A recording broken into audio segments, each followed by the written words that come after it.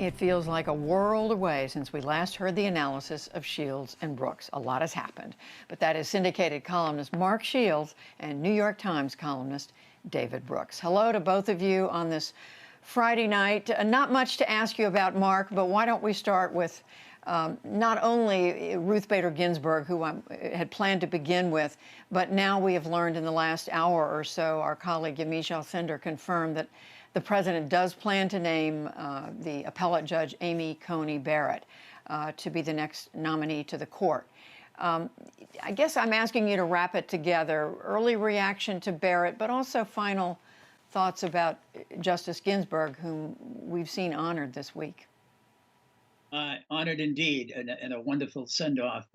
I was just, quite frankly, amazed and touched by how much she had touched women in this country. I mean, I knew she was a folk hero and a rock star, but the real emotion that her passing generated, in a marvelous way, she probably meant more as a litigator than she did as a jurist. Not to offend anybody, but she was the person who pleaded those cases before and won them before the Supreme Court, especially on expanding the 14th Amendment, which was written after the Civil War to extend not simply to against racial discrimination, but gender discrimination. And she won 5 of the 6 cases.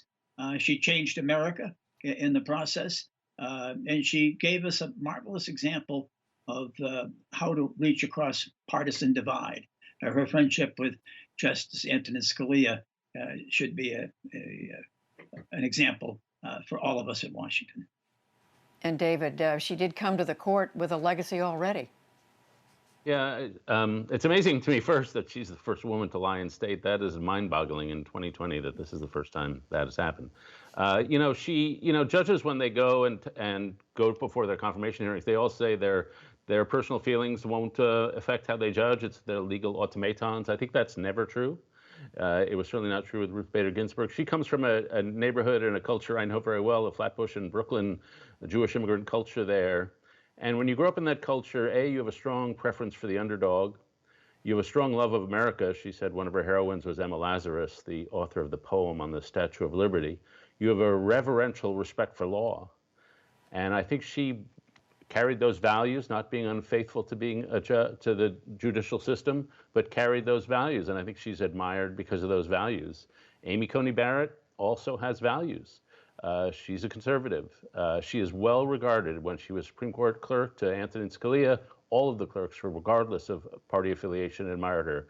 When she was on the Notre Dame law faculty, all of the faculty members, regardless of party ideology, admired her. That personally, she seems, I've never met her, she seems reputed to be a wonderful person, but she has a conservative record.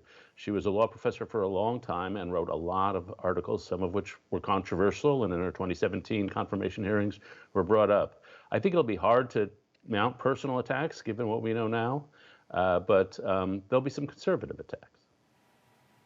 And Mark, she does come with a record, as David says. It's a conservative record. She does, Judy. You could say if you're a conservative, she's probably not going to be John Roberts. She is a true blue and committed conservative. But I would point out, as David laid out, sort of the political landmines for Democrats. She has admirable personal credentials. The mother of 7. 2 adopted children. She brought a Down syndrome pregnancy to birth. A child is raising it, and was endorsed by both not only the conservative members of the law faculty at Notre Dame, but all the liberals as well. I think it's a potential landmine for both sides. To the degree that abortion becomes the centerpiece issue, it's going to be a problem for Republicans among suburban women.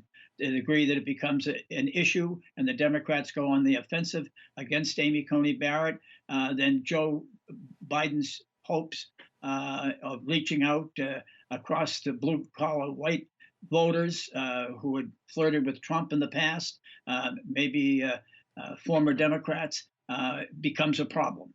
And I think if, in fact, there's any sort of a mean personal attack mounted against her, it will only hurt the Democrats. So I think it's very, very delicate politically for both sides. Let's talk about that and the process, David. We look back, there's never been in an election year someone nominated to the Supreme Court in 230 years of the Republic this close to an election. The closest we could find was 1892. It was 4 months before the election. We're now within weeks, even days, by the time there'd be a vote. What does that say about where we are, Republicans and Democrats? And what we should look forward to in the next several weeks? Well, in a Platonic ideal world, I think presidents should be able to nominate justices until Inauguration Day. You're elected to a 4-year term, not a 3.5-year term. So I think in an ideal world, Trump is right, should be able to nominate somebody. The problem is with Merrick Garland.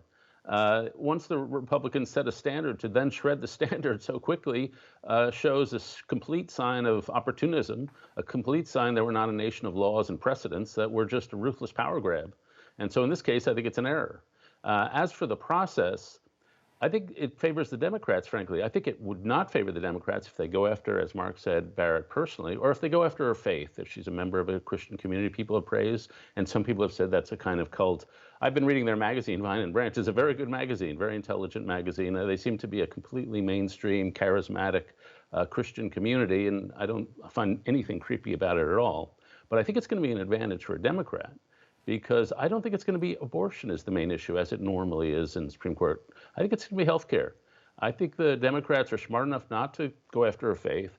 They're smart enough to say health care is a real issue. People are concerned about losing Obamacare, and this could tip the balance in the court so that Obamacare comes under threat. And I think that's a very strong argument that Democrats can make, and it puts one of their best issues at the top of the agenda.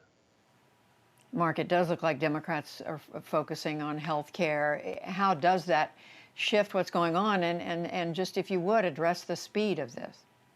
Well, health care, Judy, workers' rights, immigrant rights, women's rights, consumer rights. I think they have to expand it. No question about it. And it's legitimate. I mean, the Affordable Care Act faces extinction in the Supreme Court on the 10th of November. There were 20 million people added under the Affordable Care Act who got health insurance during Barack Obama's last 6 years in office, while that law was in effect. During Donald Trump's time in office, 2.8 million Americans have lost their health insurance. And that number will be increased dramatically with the repeal of the Affordable Care Act, that goes with it, and all the empty promises that the Republicans have made about a health care act. I would simply point out that since Richard Nixon in 1969, there has never been a Republican health care plan offered by any president or any Congress. John Boehner, the Speaker of the House, said, in 25 years, I have never seen a Republican health care plan. I've worked on health care, and there's never been one. And that is the reality, and I think it has to be central to the debate. I think, and Democrats would do well on that issue. And what we saw today was that a Washington Post ABC poll, by a margin of 3-2, or close to 60%, believed that the decision naming the Supreme Court justice to replace Justice Ginsburg ought to be done by the next president, the one who's elected in November. So I think the Democrats have that on their side. The only thing worse than a liar, said Tennessee Williams, is a liar who's a hypocrite. And that's exactly where Lindsey Graham, the chairman of the Republican, chairman of the Senate Judiciary Committee, and too many of his colleagues stand tonight. David, I do want to ask you both about what President Trump has been saying, raising questions about the legitimacy of the results if he's not the winner, casting doubt about mail-in ballots virtually every day, talking about that. And you just heard the interview that William Brangham did with Bart Gellman. Should Americans be worried as we are just, a little more than 5 weeks from this election day? Yeah, I was in a conference call with a bunch of scholars and political observers yesterday, and we all said, "How scared are you from 1 to 5?" And we were pretty much at 4.5. Some people were at 9 and 10. I've never been more pessimistic about where this country is than I am right now. I mean, in my whole life. We've had a bad few years of the social fabric fraying. We've had a president ripping us ripping us apart from the top. This Supreme Court fight maximizes the sense that people have on both sides that the other side is completely illegitimate and not playing by the rules. And then we walk into an election night, as Barton Gellman said, where all sorts of bad things could happen. And I think he makes the core point. I mean, the two moments that I think I'm most afraid about is one, election night when we're sitting there and it looks like Trump is ahead and what that psychology does to the country. And then the crucial distinction that he makes, which is it's not that Trump is going to lose and refuse to go. It's that the results could be genuinely unclear, and then we start monkeying with the electors, and especially in states like Arizona and Florida, where you have a Republican governor, Republican state legislator, a lot of key states, Pennsylvania, Michigan, you've got a Republican legislator, Democratic governor. There's all sorts of mayhem. And one of the things we've learned is that our system depends on the goodwill of the players involved. And if that goodwill isn't there, then the spiral of accusation and animosity and enmity, I don't think we're going to see physical violence, but we'll see a level of psychological violence that we just haven't seen since 1865. Mark, less than a minute. Words of reassurance for the American people or not? Reassurance, Judy. I mean, let's just hope. The example of Al Gore in 2000, who won the popular vote and said, this is a time when partisanship must yield to patriotism. Donald Trump, this is not a new song for him. He lost by 2,868,686 votes to Hillary Clinton in 2016. And what was his explanation? 3 to 5 million illegal, undocumented immigrants voted. That's the only reason he didn't win the popular vote. So he appointed a commission to examine all those. There were no examples, Judy. There were no examples of fraud. They came up with nothing. This is a total fraud, and we'll find out. I mean, what this man is made of. Is there a scintilla of patriotism in his soul? I mean, will he abide by the judgment as John McCain did so gallantly in 2008 and saying, I called Senator Obama, who was my opponent and is now my president.